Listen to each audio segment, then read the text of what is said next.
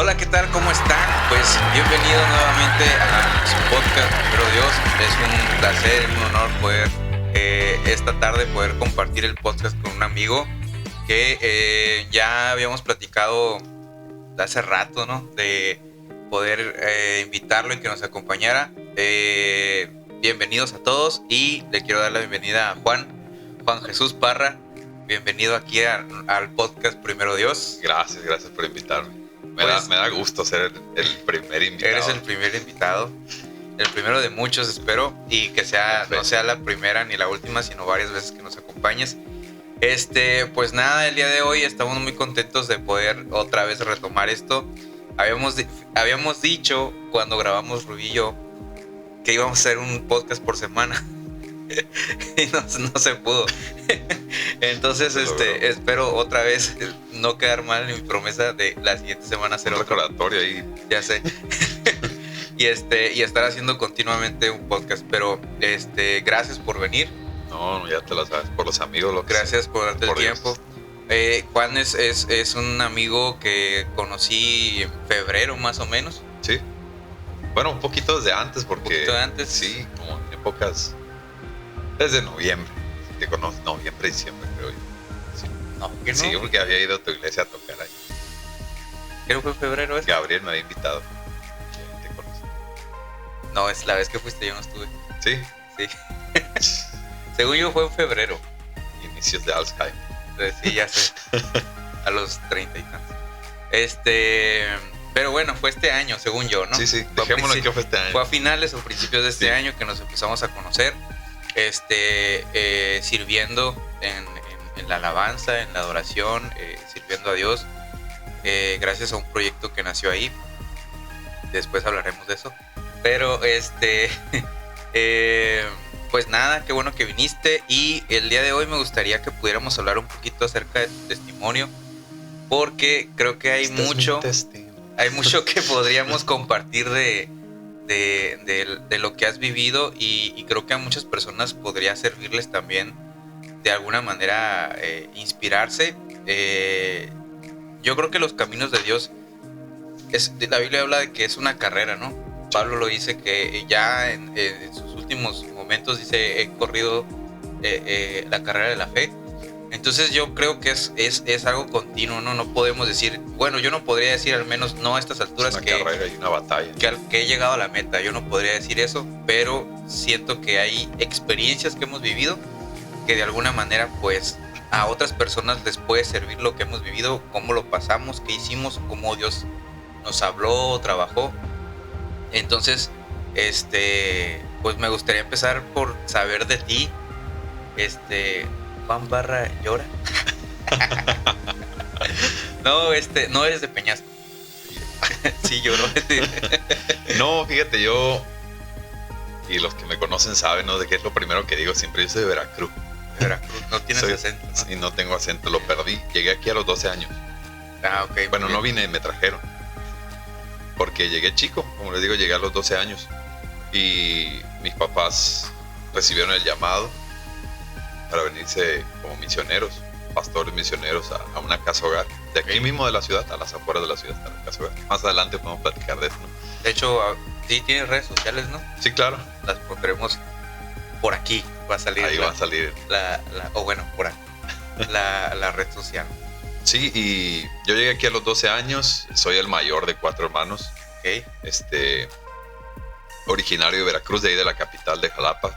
Si alguien ahí de Veracruz ahí, deje un comentario para tomarnos un café o algo, porque hace mucho que trato de encontrar a alguien que sea de mi misma ciudad y no puedo. Aquí no encuentro ninguna otra persona de Jalapa. Pero bueno, sí, de Jalapa, Veracruz, a los 12 me trajeron para acá. Ajá. Y aquí crecí, hasta la fecha aquí andamos vivitos y coleando. Ya es mucho tiempo, ¿no? Sí. ¿Hace cuánto no vas para allá? Fíjate que fue en diciembre. Ah. Fue en diciembre porque se casó mi hermana. Ok. Y pues allá celebramos. ¿Ella vive allá? Sí, ella vive allá ahorita. Ok, muy bien. Y ustedes llegan aquí por un llamado. Exactamente. O sea, hijo de pastor. Sí. Yo nunca me imaginé que iba a ser hijo de pastor. Yo sabía que era hijo de un gerente de Walmart. De mi papá. De mi papá. Sí, porque a eso se dedicaba, ¿no? Él era gerente, supervisor de las tiendas Walmart de ahí del sur del país. Y de buenas a primeras, un día recibe el llamado y a la semana se confirma el llamado y se recibió la palabra. A la semana el llamado fue confirmado aparte por otra persona que nada que ver con... ¿Verdad? Y esa historia ya me la contaste a mí de manera personal, pero me sorprende y no me deja de sorprender cómo hay un llamado de tiempo atrás que tu papá ya había recibido y que llega un momento donde se habla otra vez de esto y a la semana hay una confirmación y ya no hay un pero, pues ya es de que vámonos. Y eso la verdad me sorprende mucho como la respuesta, ¿no? de tu familia. Es algo radical. Sí. Es algo radical. Y a mí también, yo no tuve problemas para aceptar que íbamos a venir para acá. De hecho, yo estaba hasta emocionado. Yo quería cambiar de locación porque y siempre que platico mi historia, cuando se me pregunta mi historia, porque si no me pregunta yo soy muy callado, yo siempre digo que he sido una persona que no está conforme con lo normal, con lo rutinario, con el trabajo, con el comer. O sea, me encanta comer, pero no, o sea, lo básico, pues, comer, trabajar, dormir, estudiar, o sea, se enfada muy rápido.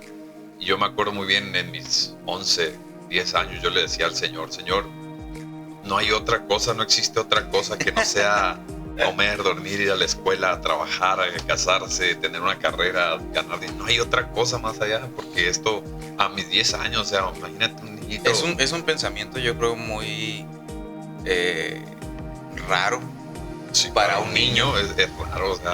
Porque normalmente eso se lo pregunta a alguien que ya tiene sus 30 y dice, ¿qué más hay, no? Esas dudas existenciales, pero para un niño yo creo que es algo muy extraño de buscar algo más. Claro. Y yo creo que el Señor, yo creo firmemente que el Señor te pone como esas marcas distintivas de lo que va a ser tu llamado en el futuro. Ajá. O de lo que vas a hacer en el futuro, lo que Él va a hacer contigo. Y a mí nunca me llenó nada de lo básico, de lo cotidiano. Nunca me llenó y me da risa porque... Hasta la fecha. Me da mucha risa esa palabra que recibió mi papá, el llamado al ministerio. Ya lo había recibido con anterioridad, pero él nunca había dado el sí definitivo y acciones radicales, ¿no? Él había aplazado hasta que una vez se da la palabra, recibe la palabra y a la semana tomamos la decisión, y fue una decisión radical de que en una semana a vender todo lo que tenemos, vender horno de microondas, vender ropa. Yo me acuerdo que teníamos la banqueta de la casa afuera y sacamos ropa a vender, juntando así de 20 pesos, de 60, de 50, así juntando dinero, vendiendo electrodomésticos, todo para irnos a responder al llamado que Dios nos había hecho. Y yo estaba bien emocionado. Me decían mis amigos, oye, ¿no te da miedo el norte, Sonora? Yo quería eso que me sacara de la rutina. Es como casi siempre cuando hablamos de testimonio, a veces escuchamos los testimonios de los pastores, ¿no? De la persona que recibió el llamado y cómo le hizo y todo.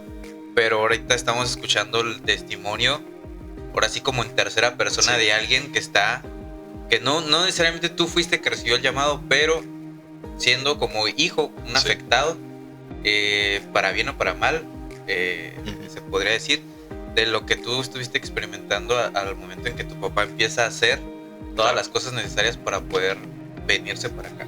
Sí. Y eso, fíjate, esa decisión que él tomó se me queda muy grabada. Me marcó mucho y me volvió a mí en ciertos aspectos de mi vida radical. Ajá. Que cuando el Señor te dice esto, lo haces sin pensar atrás. Okay. O tomar decisiones que son radicales, por ejemplo, decisiones aunque son pequeñitas. Yo me acuerdo que le decía a mi mamá, ¿sabes qué, ma? El día de mañana empiezo a hacer, no sé, ejercicio. O ¿sabes qué, mamá? Voy a empezar a hacer esto. Y al otro día me veías levantándome temprano a hacer las cosas que tenía que hacer. O si decía, ¿saben qué? Ya no quiero hacer esto más. me acuerdo que lo regalaba todo, aunque me hubiera costado dinero hacerlo, y empezaba algo nuevo porque no me cuesta ser radical ni desprenderme de lo viejo. Okay. Es una enseñanza que se me quedó y pienso que en parte está muy bien pensar de esa manera. Y por ejemplo, llegar aquí y ya ver la realidad. Sí. Porque hay una expectativa, ¿no? Claro. Cuando estás allá en Veracruz y están haciendo todo ese movimiento para poderse venir, pero ahora llegar a un lugar que no conocían, porque Peñasco pues es diferente. Es Peñasco. Es completamente diferente. Yo por ejemplo, yo soy de Guadalajara y viví en diferentes puertos antes de llegar aquí. Entonces, yo recuerdo que cuando yo llegué a Peñasco aquí, yo llegué en el 94, demasiado tranquilo, una ciudad, sí, muy bonita y un clima, probablemente en ese aspecto a lo mejor mi familia y yo sí estábamos un poco más acostumbrados por vivir en puertos, por la costa y todo eso, pero demasiado tranquilo y no había cosas que hacer. Entonces yo tenía 9 años, tú ya tenías 12, pero fue porque ustedes, por lo que yo tengo entendido, ustedes llegaron o vivieron en la casa hogar. Así es. Entonces la casa hogar no está en la ciudad. Esa es otra. Entonces fue, para tu edad, siento que fue difícil, ¿no? Sí, en el principio fue un cambio de vida total. Eso sí, o sea, lo primero que recuerdo bien es bajarme del avión en Hermosillo. En cuanto abren las puertas del aeropuerto, de la onda de calor. Sí. O sea, era de esas veces que aquí en Sonora, y los que son de Sonora no dejan mentir, cuando corre el viento caliente. Esa sensación, o sea, nunca se me va a olvidar. La cara y decir, bueno, esto es Sonora. El pavimento, ¿no? Sí. En Hermosillo. Sí, exactamente. Y eso fue en Hermosillo. Mira la bienvenida que nos tocó en julio. Llegamos. Abordamos el autobús y a Peñasco. Ya llegamos allá en la noche y aún así seguía haciendo calor. Sí. Me acuerdo que lo primero que vi, que llamó mi atención en la casa hogar, yo llegué de noche a esa casa hogar, instalarnos en el lugar donde íbamos a dormir y todo eso. Ajá. Fue un piano. Ok. Un piano que era un piano de esos que salen en las películas, de esos de cajón, así, que son de cuerdas y ¿No todo. es el piano que vi? No, es uno ya viejo. De hecho, hasta las teclas así como que ya no sonaban tan afinadas. Ok.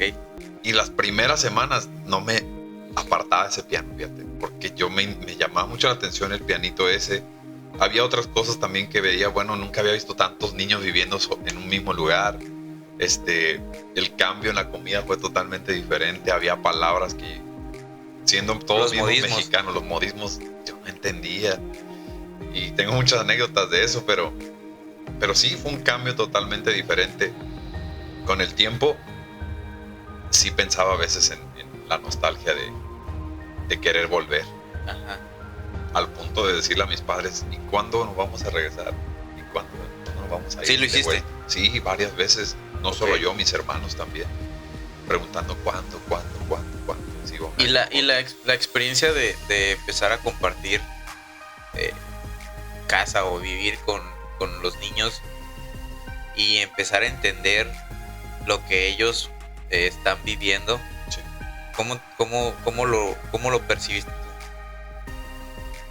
Yo entendía, a mis 12, 13 años entendía la situación.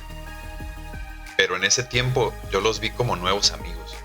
Ajá. O sea, nunca me basé en qué te pasó, por qué estás aquí, sino a todos los veía como amigos. Ajá. Amigos de todos los días. Okay. Amigos que a veces se pelean, a veces que yo quiero el juguete y no, yo también lo quiero. O sea, Niños. Okay. Y fue con el tiempo, con el que fui creciendo ahí, que cuando llegaban personas nuevas, niños, niñas nuevas, ya se nos hacía saber o ya nos dábamos cuenta de por qué estaban ahí. El contexto de... Sí, y dices, es por esto. Uh-huh. Y esto es una casa hogar, esto no es un orfanato, porque mucha gente confunde también. ¿Qué diferencia hay? En la casa hogar, los niños sí tienen padres. Ok. en un orfanato son huérfanos. Okay. El padre y la madre no están, definitivamente. En la casa hogar tienen padres, pero por diferentes problemáticas como alcoholismo, drogadicción, prostitución, maltrato, abuso, no pueden hacerse cargo de ellos o no deben hacerse cargo de ellos. Entonces, como ellos llegan a la casa. Entonces, pero ya cuando empiezas a ver que el contexto de por qué ellos están ahí, yo lo pregunto en el sentido de que hace poco tiempo me tocó visitar. Ajá. Y a mí yo sentía sí, porque es difícil ver tantos niños que yo los miraba jugar y los vi bien, o sea, los miraba bien, pero tratar de las pocas historias que me contaron y ver el contexto, yo decía, qué difícil ver la situación y saber que hasta en un cierto sentido hay muchas cosas que no puedes hacer. O sea, las circunstancias van a cambiar de acuerdo si hay un cambio en sus hogares, ¿no? Sí. Pero mientras tanto ellos siguen ahí. Entonces, y también como el apego, ¿no? Que me imagino que de alguna forma sí empieza a existir. Sí. Porque como dices, tú los empiezas a ver como tus amigos y a lo mejor hasta ellos te empiezan a ver como el hermano. Sí. Y de repente empieza a haber un apego, ¿no? Claro. Llega un punto en el que pues dices, incluso me tocó compartir escuela con ellos, ¿verdad? Y a ellos conmigo y llega a cierta edad donde dices, pero este es de la casa hogar y lo defendemos o lo cuidamos o nos apartamos, somos los de la casa hogar, ¿sabes cómo? O sea, es la comunidad, pues. El barrio. Entonces, algo así. La clica. Y sí, agarra como ese sentido de propiedad, de que viven conmigo. Sí, claro. Entonces, ellos pueden responder por mí, yo puedo responder por ellos, ¿verdad? Yo puedo ayudarlos a ellos, ellos me pueden ayudar a mí. Pero también depende mucho con qué perspectiva llegas o a qué edad llegas y ves lo que sucede ahí. Porque, por ejemplo, yo llegué a los 12. Sí. Desde mi perspectiva de niño eran nuevos amigos, nuevo lugar, nuevos juguetes. O sea, una perspectiva todavía inmadura. Pero ya desde tu perspectiva ya, híjole, o sea, ya sé por qué están aquí. Ya, entonces piensas o ves las cosas con otro lente. Y aparte creo que tú que llegaste más chico y empiezas a vivirlo, te empiezas a acostumbrar, ¿no? Sí, te acostumbras. Sí, porque me acuerdo que te decía, ¿en serio? Y tú decías, sí. Sí, es normal. Y yo decía, la torre, o sea, pero yo entendía que es algo que tú viviste mucho tiempo, sí. Ya no vives ahí. No, ya no. Pero yo decía, es como los enfermeros, ¿no? Que se acostumbran a ver cosas difíciles. Abierta, sangre, ajá, sí. y de repente ya para ellos es normal. Sí. Y yo creo que hasta cierto punto tienes que ser así, ¿no? Para poder salir adelante haciendo ese tipo de trabajo. Sí. Es saber que esos casos son reales y son de todos los días, pero también saber que hay como el lado opuesto a, y que tú puedes ser parte de esa parte positiva, pues, de cambiarlo. Y ese encontronazo, por ejemplo, se lo dieron mis padres. Sí. Ellos llegaron adultos ahí, ellos llegaron a misionar, ya había otro matrimonio ahí, sirviendo al Señor. También esos hermanos los respeto mucho, los amo mucho en el Señor, aprendí mucho de ellos también y sigo aprendiendo de ellos. Pero sí, de ellos 4, me tocó ver a 2 matrimonios funcionar en esa casa hogar, durante 15, 16 años. Y sí es nutritivo para ti, o sea, porque tienes a tus papás, pero también ves a tus papás en el ámbito del servicio a Dios. Sí. Y también ves a los niños que están ahí, cómo responden al servicio, pues, que Dios ha puesto para que se les brinde a ellos. Fíjate que la vez que me tocó visitar, me tocó llegar un domingo y se estaba acabando un servicio. Sí. Y yo lo platiqué una vez en la iglesia, que a mí me sorprendió porque me acuerdo que llegué y sale un hermano que es de las familias que vive ahí, claro, a recibirme. Y le digo, vengo con Juan. Y me dice, es que está en la reunión, me dice, está el servicio. ¿Quiere esperarlo afuera o quiere empezar? No, pues pasamos, dije. Entonces, hay una iglesia ahí. Sí, tienen la iglesia. tienen una iglesia. Y yo recuerdo que abren la puerta y de eso que entras y tienes la mirada abajo, y cuando levanté la vista, yo esperaba ver gente, pues, adultos. O sea, gente adulta, pues, o sea, porque, servicio, la iglesia. Claro. Pero el 80-85% de las personas eran niños. Sí. Y vi a tu papá ya casi cerrando el servicio, predicando, y me sorprendió porque no ha de ser lo mismo predicar para niños. O sea, o sí es lo mismo. O sí se maneja, lo hablas igual, pues. Hay cosas que no las hablas o no las tratas igual. Pero la Biblia no... Sí, la palabra es la palabra. La palabra es la palabra, pues exacto. No la puedes... Sí. Y la mayor parte del tiempo, si no es que siempre, ahí se quedan ya los que son adolescentes, preadolescentes, y los niñitos sí tienen incluso la escuela dominical aparte. Ok, ya. Sí, pero sí llegas y ves que hay muy poca gente adulta. Sí. Sí, y me dices que eso fue lo que te llamó la atención. Sí, a mí me llamó la atención porque yo entré y de eso que abres la puerta y toda la gente voltea, ¿no? Sí, y el silencio. Y todos así como que, me quedé así como que me sorprendió ver muchos niños y jovencitas, y tu papá él ya estaba terminando. Sí. Entonces me sorprendió eso y dije qué diferente, porque al menos yo no estoy acostumbrado a ver eso, o sea, yo no lo había visto. Como en sí, para un servicio normal, general, no. Lo normal es ver a los niños en la escuelita bíblica. Sí. Y me sorprendió y en cierta manera me dio mucho gusto ver que no solamente es un lugar donde los niños están y tratan de cuidar el aspecto físico, o me imagino que también el psicológico y todo eso, sino también el aspecto espiritual de ellos, de me imagino inculcarles el amor de Dios, el abrazo, el consuelo, que Dios tiene un propósito, que Dios tiene un plan, y que hay un pastor como tal, ¿no? O sea, hay una persona que tiene un llamado y una autoridad dada por Dios para empezar a ahora sí que pastorear porque esas ovejas, porque al final del día son ovejas. Entonces, ya cuando lo empecé a pensar y a pensar, dije, órale, qué padre. Sí. Y qué reto, porque son niños al final del día. O sea, no puedes solamente verlo como desde el aspecto de un llamado espiritual, sino tú también eres un ser humano y tú también estás viendo a niños en ciertas condiciones que dices, qué difícil ha de ser para ellos. A lo mejor hay muchos que no lo entienden, no lo comprenden, niños pequeños, porque al menos yo así lo interpreté, pero hay niños que ya están un poco más grandes que ellos sí entienden lo que está pasando. Y pues que al final del día se les está atendiendo en todos los ámbitos.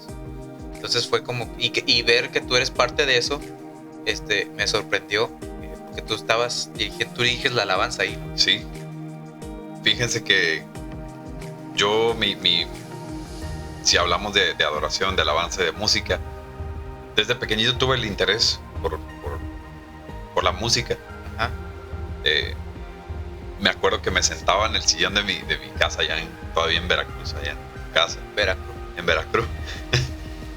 Y mi mamá tenía en la pared, tenía una tablita con los 10 mandamientos. Ok. Esa tablita pues era para ejercer los 10 mandamientos. Ya, sí. No, pero agarraba esa tablita, la bajaba y ponía un disco de Miguel. Y me azotaba. No, yo la agarraba la tablita. Entonces me sentaba en el sillón y ponía un cassette de esos de Miguel Casino. Okay. O un disco de esos de Marcos Vidal. Uh-huh. Y me ponía como que era mi guitarra esa tablita. Siempre. ¿Te gustaba Marcos Vidal? Sí, me gustaba Marcos Vidal. Y todavía hasta la fecha. ¿Y tenías qué edad? Yo creo que ahí tenía como mis 8 o 7 años. Es raro, ¿eh? Sí. Marcos Vidal para un niño de 8 años. Porque Marcos Vidal es poeta. Sí, y me gustaba mucho un disco que se llama Soy Pescador. Soy pescador. Sí. Y me ponía ahí. Y me gustaba mucho sacar, ya es que antes los cassettes venían con tu papelito con las letras de las canciones. Y a cantarlas así al karaoke. Sí, me acuerdo. Yo también viví eso. Y resulta que ya estando acá en la casa hogar, un día, una misionera que llegó ahí a servir por bastante tiempo, no recuerdo la verdad, pero más de 5 años sí fue. Wow. Ella se interesó un día por aprender guitarra. Ella. Porque para eso, antes, los cultos que siempre los hemos llevado a cabo ahí, o sea, en la casa hogar y los niños, nunca hemos venido a un culto aquí a la ciudad a congregarnos constantemente en una iglesia, sino que allá tenemos nuestra propia iglesia, allá, ¿verdad? Antes era con puros coritos, a capela. Sí, y como éramos todos niños, se nos enseñaban los coritos y se nos enseñaba como los ademanes o la coreografía de que si decíamos la cruz de Jesús, la hacíamos así. Ya. Tenía coreografía. Sí, el corazón la hacíamos así. Entonces, así se nos entretenía y así se nos enseñaba a adorar a Dios. Pero esta misionera, y es una persona que tiene un papel importante en mi línea de vida, porque si yo no me hubiera cruzado con esta persona en ese lugar, yo no me hubiera dado cuenta de lo hermoso que es la adoración y la alabanza, porque ella me enseñó a mí mientras ella estaba aprendiendo. Órale. O sea que tú no, o sea, tú en Veracruz te gustaba la música, pero no tocabas nada. No, de hecho mi papá me decía, te voy a llevar a clase de guitarra, y te voy a comprar una guitarra. Pero nomás no ocurría, pues, porque pues, el trabajo, las ocupaciones, todo eso. Entonces cuando llegas y ves ese piano y dices, o sea, te empieza a despertarse pues, algo. Órale, qué bien. Y empiezas a aprender a tocar la guitarra. Sí, como eso de los 14 años. Ya grandecito. Me acuerdo que tenía la guitarra ahí. Mi papá luego me compró mi primer guitarra mía a mí. Ajá. Una Kenneth. Negra. Desde ahí que cuando la Universal estaba ahí en el centro. Sí, me acuerdo. Y mi amplificador y todo, y a darle. Me enfadaba, a veces no podía, y poquito a poquito, y agarrando de libritos, de tutoriales de YouTube. Cancioneros. Sí, cancioneros. De hecho, ahí con Eus fui a agarrar el de Ayer Te Vi. Comercial. Sí. ya no existe la librería, pero sí. Y ahí me fui nutriendo poco a poco. Empecé a aprender y sigo aprendiendo todavía. He recibido retroalimentación de muchos buenos amigos, de muchos brothers. Y poco a poco voy aprendiendo ahí. Pero hubo un punto en el que me empecé a interesar más por qué le expresas a Dios con la música a cómo tocas la música. O sea, adorar más que musicalidad. Y yo creo que eso es como debería ser lo principal, ¿no? Porque al final del día adorar puede ser tu diario vivir. Uh-huh. La manera en cómo tú manejas tu propia vida es una expresión de adoración, porque llevar tu vida de acuerdo a lo que dice la Biblia y tener una cierta comunión constante con Dios es una forma de honrar a Dios, y es una forma de adorar. Y creo que muchas veces se nos ha enseñado o hemos mal aprendido que se trata de todo lo que tenga que ver con música. Ajá. Eso es adoración. Todo lo que tenga que ver con ritmos, con acordes, con voces, eso es adorar. Y no, o sea, es solamente una mínima parte de lo que es expresar lo que sentimos. Claro. Y a veces es un tema bastante amplio. Sí, claro. Sí. Entonces, empiezas a llevar los tiempos de adoración y de alabanza ahí en tu iglesia. Con muchos nervios al principio. Ajá. Y solo. Fíjate que fue bien interesante porque esta muchacha, Azucena se llama. Ajá. Nos empieza a enseñar a mí y a otros muchachos. Ajá. Y empezamos a aprender y hacemos como el equipito de alabanza de ahí de la casa. Para eso se me olvidó mencionar, mi mamá era parte de la alabanza en la iglesia a la que asistíamos allá en Veracruz. Cantando. A mí me tocó verla cantando mucho tiempo, cantando en la alabanza. Se me hacía, y ahorita que lo pienso, se me hacía muy hermoso, o se me hace muy hermoso saber que mi mamá estaba en la alabanza cuando estaba embarazada de mis hermanos. O sea, yo lo pienso y personalmente digo, o sea, qué hermoso que así cuando eres un embrión, cuando eres un bebé, estás recibiendo esa bendición en el altar, y digo, esto, o sea, es nutriente espiritual impacta. para ti. Exacto. Sí. Ajá. ella incluso entra a cantar con nosotros ahí en la casa hogar y empezamos a aprender. Cada quien empieza a buscar por su cuenta también, nutrirse, pulirse. Y por mucho tiempo estuvimos llevando ahí la alabanza con puras guitarras. Parecía como una rondalla. Poco a poco se nos dio la bendición de una batería, de un bajo, de un piano, y se iban interesando por diferentes instrumentos. Pero ahí me imagino que todo es cíclico, ¿no? ¿Cómo? O sea, hay niños o chavos que entran, claro, y se van. Exactamente. Y ese es un punto de inflexión ahí, porque el que te aprendía el piano o se interesaba por el piano, oye, qué bonito, ¿no? Ya está un piano en la alabanza, pero ¿sabes qué? Él ya se va. Sí. Ya se lo llevaron, nos quedamos sin piano. Y el hijo del pastor sí se queda. El hijo ahí queda todavía. Pues se va a ir a estudiar fuera, ya no puede seguir. Pues nos quedamos sin, no sé, una guitarra, sin un bajo, y te vas quedando sin manos. Y yo por mucho tiempo me frustraba porque me sentía solo, y por mucho tiempo cometí el error de pensar que por ser uno nada más y que no se escuchaba bien no era lo mismo. Yo pensaba en una banda que estuviera completa por sonido, calidad, pues. Yo creo que eso es algo que todos los que hemos estado ahí lo hemos pensado y lo hemos pasado, y creo que eso habla, ¿sabes? Es como en el aspecto de la adoración, la alabanza, de un grupo de alabanza, creo que es madurez. Empezar a madurar cuando te empiezas a dar cuenta de que no se trata de un sonido, o sea, de cierto tipo de sonido, claro, de que tienes que tener ciertos músicos, de que tienes que tener ciertos instrumentos, sino que es más personal, es más lo que tú sientes, es más la responsabilidad que tú tienes como líder de alabanza, de decir, mi responsabilidad es conectar al pueblo, que puedan entrar a la presencia de Dios, y tú en ese sentido comprometerte en llevar una vida de palabra, una vida de oración, estar constantemente, porque al final del día pues es una responsabilidad de estar ahí. Sí. O sea, y a veces por como que nos cegamos en esa responsabilidad, de una mala forma lo vemos, que pensamos que tenemos que tener cierta cantidad de músicos, cierto sonido, ciertas voces, tocar las canciones, las nuevas, las porque que se oyen bonito, las que se oyen bonitas, las que tienen arreglos, y tienes que sacar el arreglo, y tienes que sacar. Entonces, yo creo que muchos hemos pasado por eso. Sí. Yo también batallé mucho en mi... Era un adolescente, 14, 15, 16 años. No, nunca se me enseñó a ser un ministro de alabanza. O sea, nunca me dijeron, ¿saben qué? Vas a llevar a esta escuela para que aprendas a ser un adorador. No, simplemente yo era un chavalo que tocaba la guitarra y dije, pues hace falta, pues hay que hacerlo. Me gustó.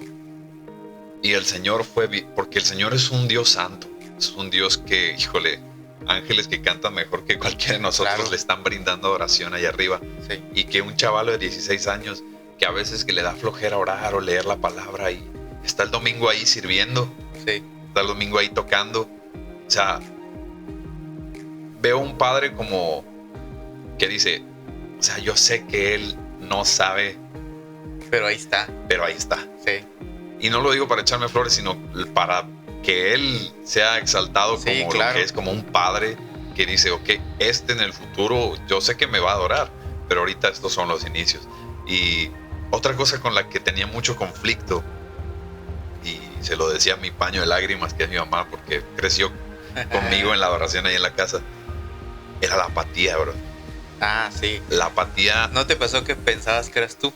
Sí. El del problema. Sí, también me pasó. Y la apatía de tu misma iglesia, pues. De ver que tú quieres darlo todo, de ver que estás centrado y abres los ojos de repente y ves que la gente está... Todos los cristianos en la adoración están así, balanceándose. Sí. Y luego que alguien bosteza. Entonces, eso como que te saca a ti y dicen, no estás haciendo un buen trabajo.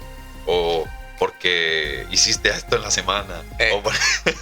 Entonces... Miraste esto, o dijiste aquello, o... Claro. Piensas que es una consecuencia. Claro. Sí, claro. Y a veces sí. Y experiencias como esas, muchos ministros de alabanza tenemos que Dios nos muestra que no somos nosotros, sino que es Él.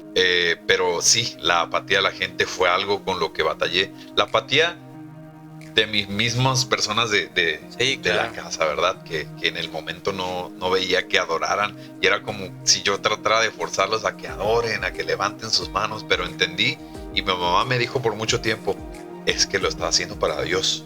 Sí. Es bien difícil ese porque a mí también me lo dijeron. Y pero yo me acuerdo que yo me deprimía. Yo me acuerdo que yo me bajaba y yo pensaba que no, lo hice mal. Sí. O no, esto no está bien. O lo mismo, ¿no? Sí. Es que yo hice esto una semana y por eso.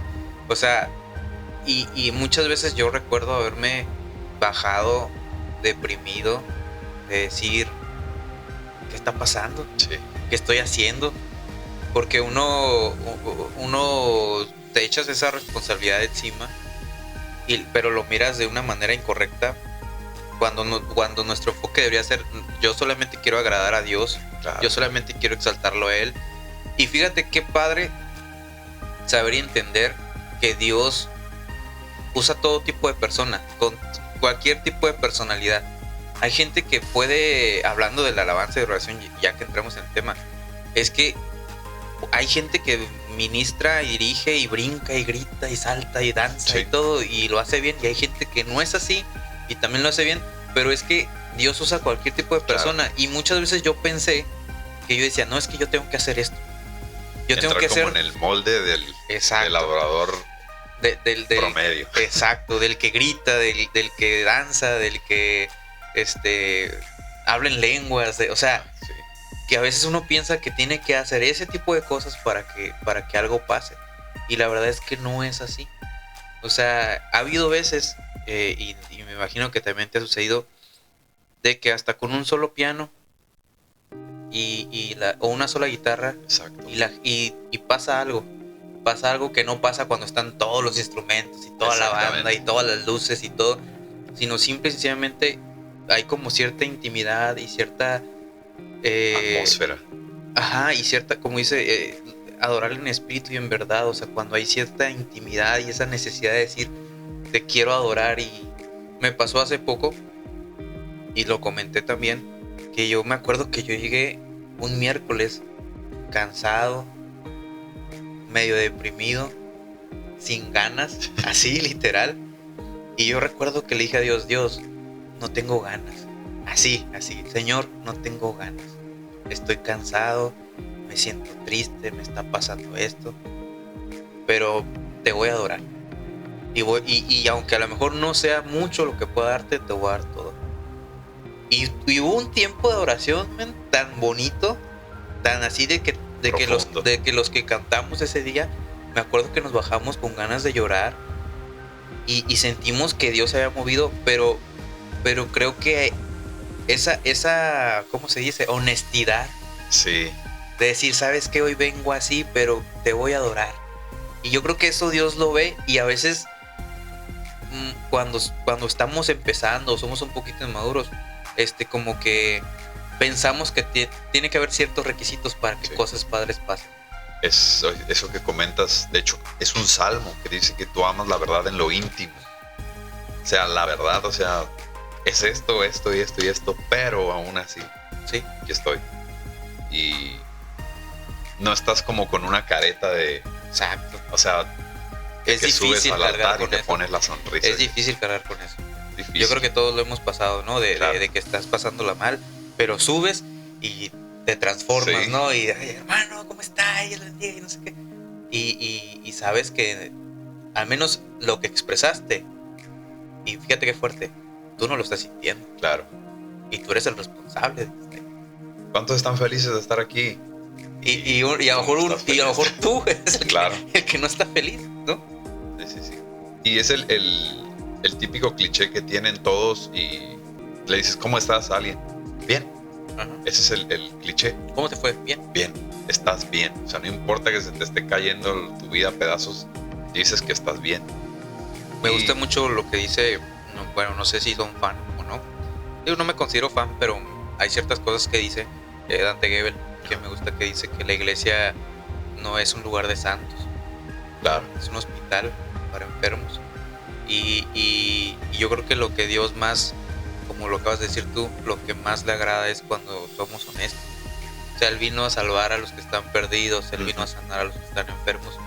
Y creo que yo he pensado a veces, bendita situación difícil que estaba viviendo mi familia, que hizo que conociéramos al Señor, ¿no? Porque si no, no lo hubiéramos conocido. Sí. ¿Me entiendes? ¿Cuántas personas encontraron su propósito, su llamado, a raíz de una situación difícil? Que lo único que provocó esa situación es llevarlos a los pies de Cristo, y ahí entendieron que Dios tenía un plan y que Dios tiene un propósito y también un llamado. O sea, también Dios tiene algo en lo que tú puedes trabajar y en lo que Dios te quiere usar. Y bien curioso que llegas a ese punto y cuando ya llegas piensas que es todo, pero no. O sea, ahora es el principio de un nuevo camino, como dices tú. O sea, Exacto. hay un llamado por parte de mi familia, llego a un lugar desconocido y de repente me empieza a llamar la atención algo, y luego empieza otro proceso donde empiezo a ver un crecimiento en mi vida en el aspecto de la adoración y la alabanza, y ahorita cuenta la experiencia de luchar contra la apatía, luchar contra esto, y hay enseñanzas en medio de todo ese proceso que estás viviendo. Exactamente. Es un camino de nunca acabar, ¿no? Una carrera. Estar en la alabanza. No voy a decir estar en la adoración, porque adoraciones, pero sino estar ahí arriba en la alabanza y todos los escenarios de la alabanza, ¿no? Es un compromiso, es un privilegio, es una responsabilidad, es un amplio espectro de cosas que vas a aprender, que te van a suceder, pero es el camino que tienes por delante y hay que llevarlo. Y por ejemplo, llevamos 40 minutos. Y por ejemplo, hubo un proyecto. Sí. Que nació de parte de Dios, ¿no? Claro. Me tocó estar en él. Y tiene que ver con esto de la alabanza y la adoración. Exacto. Sí. Puedo llegar ahí, pero antes de eso, ¿por qué? Ajá. Porque fíjate que yo dejé la casa hogar hace unos 2-3 años. Salí de ahí. Ya llegué a cierta edad y estaba ahí ya apoyando, ¿verdad? Estaba ayudando. Yo siempre tuve esa inclinación a ayudar a otros a aprender. Y estudié para ser maestro, de hecho. Sí. Eres el profe. El profe. Pero, como te digo, siempre esa cosa en mi mente, esa pregunta de que no hay algo más. O sea, esto es todo, es de la rutina. Siempre lo mismo en mi vida. Y siento que Dios me llevó a un lugar donde Él me quería aislar. Okay. Yo llegué de estar en un lugar rodeado de gente a vivir solo en una casa. Ese lugar, como tú dices, bendita situación que me hizo así. Yo también digo, qué hermoso estar aquí solo. Ajá. Este tiempo. Yo me acuerdo que el primer día que llegué a esa casa, la casa de mi papá, que la tiene pero no la vive. Él está en el ministerio. Y los primeros días yo lloré por la soledad, porque dejar a la familia que ya estaba en otra casa. Sí, claro. Lloré y le pregunté al Señor qué quiere hacer conmigo, porque no encuentro un propósito para mí. Todos mis amigos de la prepa se graduaron, muchos ya tienen hijos, muchos están casados, unos se fueron a estudiar fuera y yo nunca sentí una inclinación a eso. ¿Por qué? O sea, ¿por qué? Ajá. Y yo siempre he estado seguro de que no siento una inclinación especial a nada secular, porque siento que mi llamado está en adorarlo a Él. Okay. No sé si con la música, no sé si con otra cosa, pero está en servirle a Él. Sí, claro. Y también por mucho tiempo le pregunté al Señor que me hablara, que me dijera mi propósito. Todo joven cristiano, toda chica cristiana quiere saber su propósito. Sí. Y hay libros sobre el propósito y sí. todo eso. Entonces vas a las campañas y esperas que el brother que profetiza te diga una campaña, sí. O estás esperando a que te digan algo, que te profeticen algo, y sientes que Dios no te habla a ti o no te dice a ti nada. Pero es que yo aprendí a entender que cuando Dios no te dice nada en público es porque te lo quiere decir en privado. Por eso es que te aísla, para tratar contigo frente a frente. Y ese fue un tiempo en el que es un tiempo todavía en el que el Señor me sigue tratando, me sigue moldeando, me sigue hablando. Es un tiempo de aislamiento, porque incluso, y el Señor me lo ha dicho y lo he sentido en mi interior, me acuerdo que una de las últimas veces me dijo el Señor, ¿sabes qué? No quiero que te enamores de nada ni de nadie más. Quiero que de este lugar salgas enamorado de mí. Ok. Y ese es un lugar para mí muy, muy, muy, muy importante y que se me va a quedar grabado en mi vida. Ese lugar donde estoy ahorita viviendo solo. Ok. Porque ahí han salido las palabras más hermosas que le he podido dedicar al Señor. De ahí han salido sentires para servirle a Él, en adorarlo. Canciones. De ahí ha salido revelación, entendimiento hacia mi vida que me ha nutrido. Entonces, es que el Señor te llama en lo privado. Y yo creo que cuando alguien va a adorar en la música, en el altar, y el Señor se mueve de una manera fuerte, deja caer su presencia, su espíritu, no es solo por quien está ahí arriba. Uh-huh. Tan solo es que la presencia de Dios está ahí y que la persona tiene una vida de intimidad con Dios. Porque cuando hay una intimidad con Dios, en lo público se demuestra, pues. Sí, se claro, ve, se revela, se percibe, pues. Sí. Dice, este brother tiene una intimidad con Dios, no tiene una intimidad, o no se le nota. Entonces, pienso que la intimidad con Dios, estoy seguro que la intimidad con Dios favorece 100% a la adoración pública. Sí, estoy totalmente de acuerdo. Eso es parte de lo que llevó al proyecto. Okay. Que dices, porque Señor, yo decía, Señor, pues yo te quiero adorar en público, quiero que la gente sienta esto mismo que yo he sentido tantas veces aquí en lo privado, y ya fue como iniciamos con el proyecto. No sé si me habías dicho otra cosa antes. No, adelante. Sí, entonces este proyecto nació con Gabriel Chacón y conmigo como un sentir de adorar. No sabíamos cómo ni dónde, pero de repente surgió que, bueno, hay que hacer una noche de adoración. Ajá. Que no se había hecho. Que no se había, al menos, o yo no sabía. Ajá, sí, que no había pasado. Sí, y no es por hacernos los originales, sino que a mí no me había tocado. Yo de salir no salía mucho. Imagínate, estaba hasta allá. No, para nada. Y una vez en un viaje a Tijuana, Gabriel y yo estábamos platicando sobre una noche de adoración. Y lo habíamos estado postergando hasta que un día dijimos, bueno, hay que hacerlo.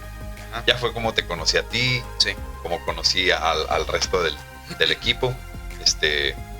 Nunca dijimos, ¿saben qué? Oye, ¿quieres entrar? No. Sino que eran las personas que estaban en el momento cuando tenía que ocurrir lo que iba a ocurrir. Sí. Y los que empezaron, pues son los que formaron el grupo, y de ahí partió de la visión de querer una adoración que refleje intimidad en lo público, ¿verdad?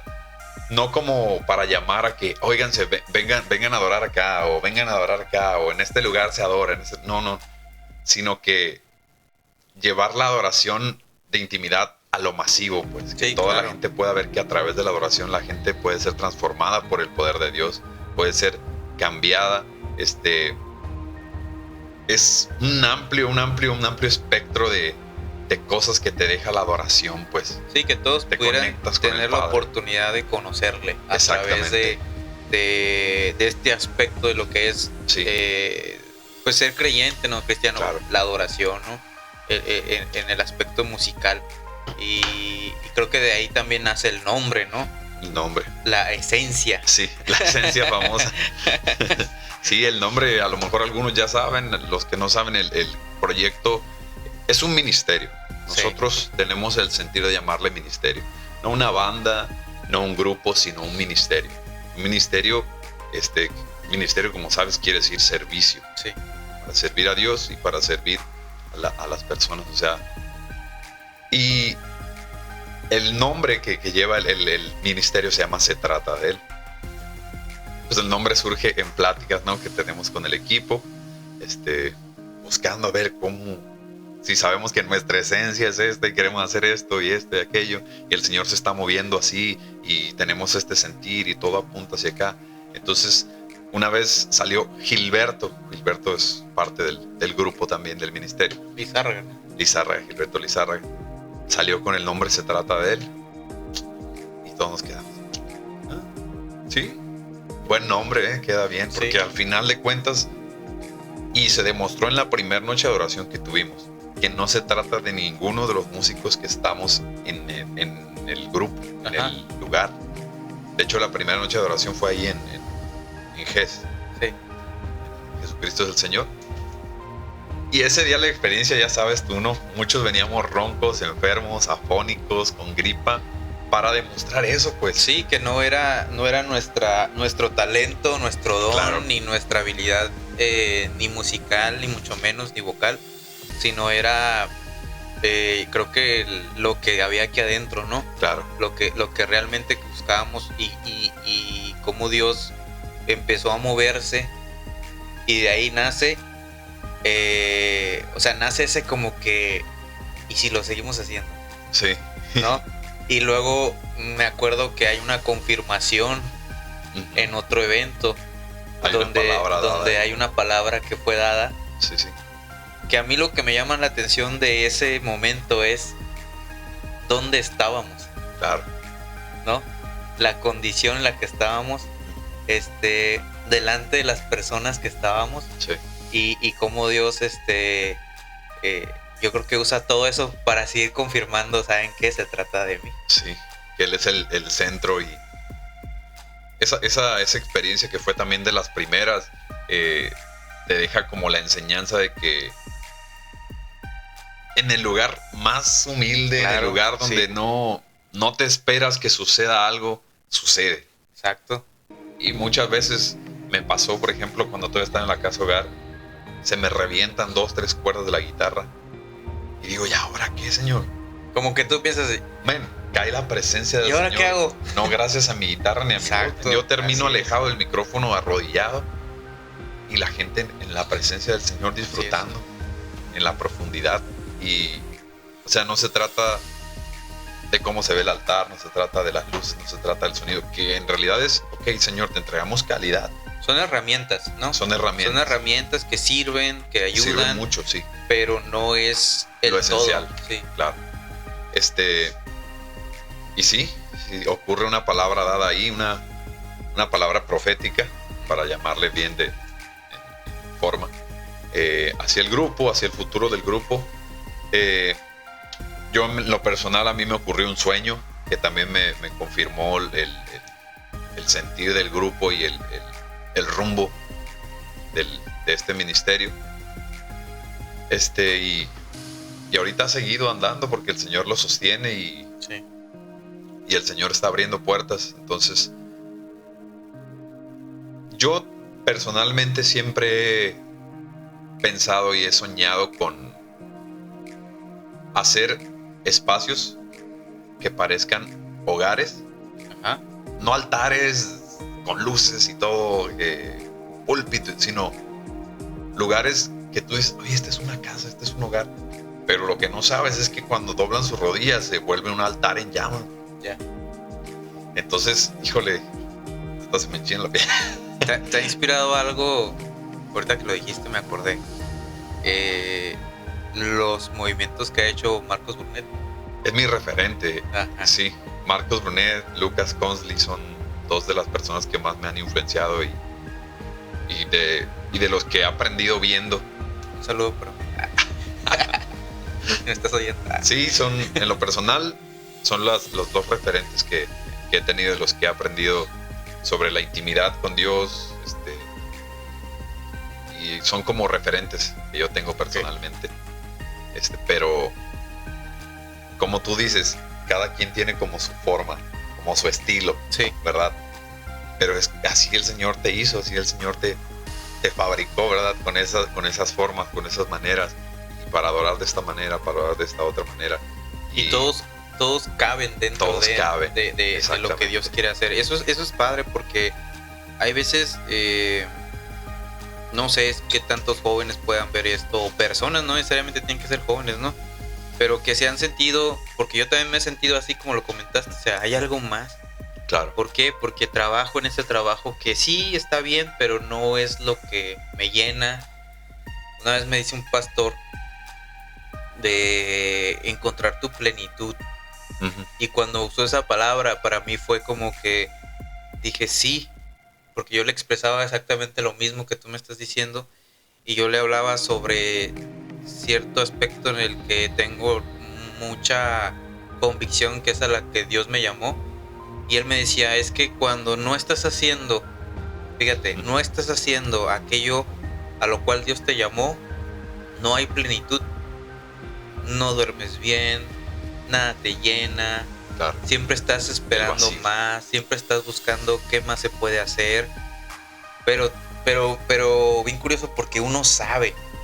Uno sabe. Sí, uno tiene ese sentido. Uno dice, no es por aquí. Uh-huh. Y a veces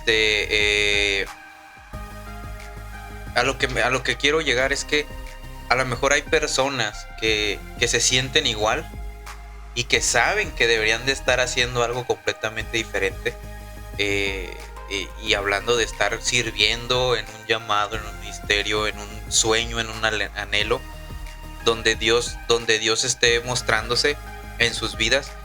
Y muchas veces por miedo, por inseguridad, es que tendré la capacidad, es que a lo mejor yo hice esto y esto en mi pasado y fui tal persona, ¿cómo me voy a parar al frente? ¿Cómo me van a ver los demás? ¿Qué van a decir de mí?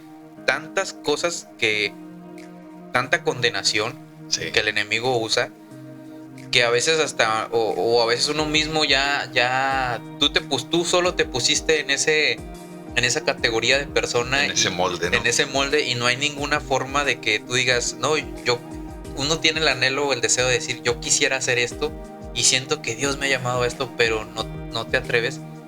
Y pero realmente todos caben, pues todos entran en poder cumplir su propósito y su llamado. Y es cuestión de creerle a Dios, ¿no? Es cuestión de decir, oye, pues yo fui rescatado por una razón, fui salvado por una razón. Claro. Y entonces creo que muchos hemos pasado por esa situación de dudar y de tener como que, ¿qué hago? Sí. ¿Cuál es mi llamado aquí o mi propósito, sí, verdad? Los jóvenes, estoy seguro, me dedico a tratar con jóvenes, no soy maestro de secundaria, ya sabrás. Uh-huh. Todos quieren encontrar eso en lo que son buenos, todos quieren encontrar esa identidad. Y fíjate, la otra vez escuchaba, las personas crecen con un sentido de identidad cuando crecen con una figura paterna. Okay. Saben quién son, saben hijos de quién son, saben qué rumbo llevar en la vida cuando conocen a su padre. Sí. Las personas que desgraciadamente no han tenido la oportunidad de conocer a su padre o que los abandonó a muy temprana edad, crecen con ese sentido de desorientación, sí, ¿verdad? De que no hay alguien que les esté afirmando, tú eres esto, tú eres amado, tú eres protegido aquí cuando estás conmigo. Ajá. Yo cuido de ti, yo proveo para ti. Y pienso que es lo mismo para los hijos de Dios. Necesitan conocer a su Padre. Y lo que yo animo a los jóvenes ahorita mismo que puedan estar escuchando esto, o cualquier persona, yo creo que es el mejor consejo que voy a poder dar toda mi vida. Uh-huh. Es entrar en la intimidad y cerrar la puerta. Sí. Enllavarte. Sí. Entrar en la intimidad de tu habitación y conocer. Porque fíjate, y muchos videos motivacionales, videos te dicen, no, es que dejé las redes sociales, dejé todo para conocerme a mí mismo, encontrarme a mí mismo. Y eso no es la meta. No es conocerte a ti mismo ni encontrarte a ti mismo. La meta es conocer al Padre para que el Padre te revele quién eres. Sí. Entonces, y de hecho aquí lo tengo, es Juan 17:3, dice, y esta es la vida eterna, que te conozcan a ti, el único Dios verdadero. O sea, este tiempo cortito de 75 años en promedio en los que te vas a tratar de encontrar no van a llenar toda una eternidad. Dice, esta es la vida eterna, que te conozcan a ti. Entonces, el mejor consejo que te puedo dar, o que puedes decir, algo que me puedas decir, un consejo de vida, es métete en la intimidad con el Señor y Él te va a decir muchas cosas que no sabes de ti mismo. Que eso que estás comentando es súper importante, porque hay veces que también a la gente, o yo me acuerdo que cuando hablábamos de meternos con Dios, yo pensaba en una liturgia. ¿Me entiendes? O sea, yo pensaba que de cierta forma, a cierta hora, de cierta manera, tenía que ser así para poder yo ser escuchado por Dios. Pero la verdad es que uno puede estar en constante comunión con Él todos los días y a todas horas. Y simplemente se trata de ser honestos y se trata de buscarle. O sea, no importa qué estás haciendo. O sea, si estás... lo digo esto lo comento más que nada porque mucha gente piensa que cuando habla un cristiano así, claro, ya lo ven al lado de religión. Y lo ven como al lado de que, qué aburrido. Ay, sí. No, ¿qué me estás tratando de decir?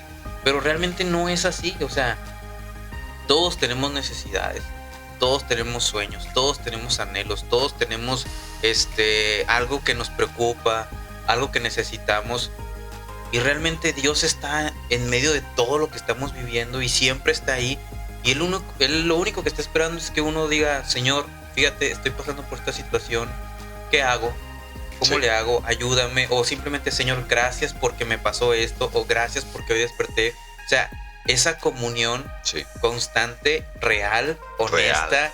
Y no llena de liturgia y llena de... el método para... Exacto. Y ahorita que dijiste conocer al Señor, que lo dice la misma Biblia.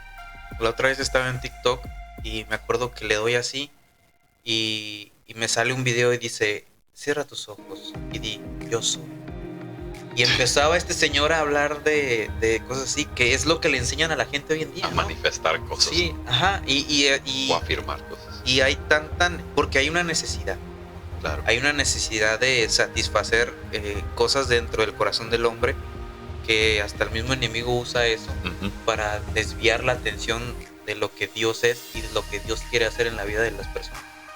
Entonces, no me quiero salir del tema, pero a eso es a lo que voy. O sea, que hay una forma tan simple y tan sencilla, así como tú y yo estamos hablando y tú me estás diciendo cosas y yo yo te contesto. Es exactamente lo mismo de llegar con Dios y decirle, Señor, fíjate que me pasó esto, estoy pasando por esto, necesito ayuda en aquello, o gracias por esto que estoy viviendo. Sí, es un diálogo con la persona del Espíritu Santo, pero debes de... Esto es personal, lo digo por lo personal que he entendido y que he aprendido.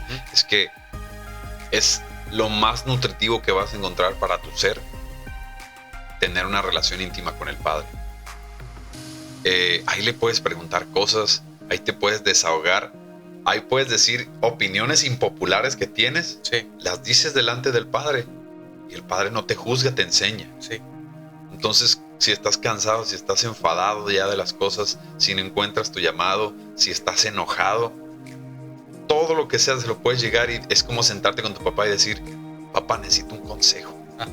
Pero no tratar al Señor como si fuera una máquina de la suerte de a ver qué puedo recibir ahora y bajar la palanca. O pedir, ¿no? Solamente pedir y pedir. O darle totalmente a tu día hasta que ya estás cansado y llegar 5 minutos y Señor, gracias por este día. Espero que mañana me ayudes en esto, dame esto, amén. O sea, es una persona con la que arreglas una cita, le apartas su tiempo, su hora, para decirle, Señor, eres especial, siéntate conmigo aquí. Y vamos a platicar. O sea, es descubrir eso, pues. No, pues la verdad, Juan, que es un privilegio y me agrada platicar mucho contigo. Me acuerdo aquella vez que nos sentamos en ese café y platicamos y duramos un montón y hablamos de ciertos temas como estos. Espero que no sea la primera y la última vez, porque hay mucho que pudiéramos hablar y de muchos temas, desglosar diferentes temas, y yo creo que podría ser de bendición para muchas personas. Gracias por venir, gracias por darte el tiempo, y pues nada, a todos los que se dieron la oportunidad de ver este video y si recibieron algo, si algo les llamó la atención, si algo les agradó, si algo les impactó, coméntenlo. denle like, compartan los videos, por favor. Suscríbanse en YouTube, para que más gente pueda ver esto y podamos de alguna manera impactar la vida de alguien. Yo lo he dicho ya anteriormente, no es un programa de teología y de estudio bíblico. Son experiencias, son temas que yo creo que a todos nos pueden interesar, y la idea es que salgas bendecido, ¿no? Que algo te bendiga en esto. Claro. Yo creo que hay mucha bendición en esto que acabamos de platicar, la experiencia que tuviste, cómo llegaste a esta ciudad, ya muchos años viviendo aquí, y cómo Dios está llevándote a encontrar ese propósito y llamado en esta ciudad, y todo empezó porque tu papá fue obediente a un llamado. Entonces todas las cosas que hacemos tienen consecuencias, y cuando se trata de obedecerle a Dios, las consecuencias o los resultados de esa obediencia son para bendición. Claro. Entonces, muchas gracias, amigos, amigas. Qué bueno que se conectaron. Dios los bendiga. Y pues esto fue el segundo capítulo de Primero Dios con Juan. Dios les bendiga y nos vemos en el próximo video. Muchas gracias, Juan. Ya te